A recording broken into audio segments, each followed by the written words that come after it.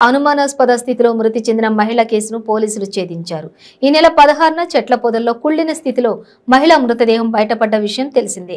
Inspector Jagadishwar case వివరాలను వెల్లడించారు. మౌలాలి భరత్ నగర్ కు చెందిన మహిళకు కల్లు తాగే అలవాటు ఉందని, ఈ నెల 5న లాలాపేట వద్ద కల్లు కాంపౌండ్ లో భర్తతో కలిసి తాను కల్లు తాగిందని తెలిపారు. ఈ క్రమంలో ఇద్దరి మధ్య వాగ్వాదం జరగడంతో భర్త అక్కడి నుంచి వెళ్లిపోయాడని తెలిపారు.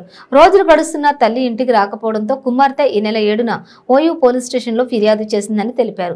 ఈ నెల 16న మల్కాజ్గిరి పోలీసులు ఇసుకపావి ప్రాంతంలో ఓ ముళ్ల పొదల్లో మహిళా మృతదేహాన్ని గుర్తించారని, వారు ఓయూ పోలీసులకు సమాచారం ఇచ్చారన్నారు.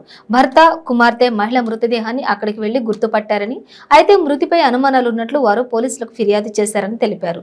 నాచారం బాబానగర్ కు చెందిన బానోత్ రాజు అలియాస్ బనావత్ రాజు లారీ డ్రైవర్. అతడు కూడా ఈ నెల 5న లాలాపేట కల్లు కాంపౌండ్ లో కల్లు తాగుతున్నాడు. మహిళ మద్యం మత్తులో ఉండడాన్ని గమనించిన అతడు మహమ్మద్ సయ్యద్ గౌస్ తో కలిసి మౌలాలి రైల్వే స్టేషన్ వెనక చెట్ల పొదల్లోకి తీసుకెళ్లారు. ఆమెపై అత్యాచారం చేసేందుకు యత్నించగా కాపలాగా సయ్యద్ గౌస్ ఉన్నాడు. మహిళ ప్రతిఘటించడంతో ఆమెను నుదుటిపై పిడిగుద్దులతో దాడి చేయగా స్పృహ తప్పి కింద పడింది.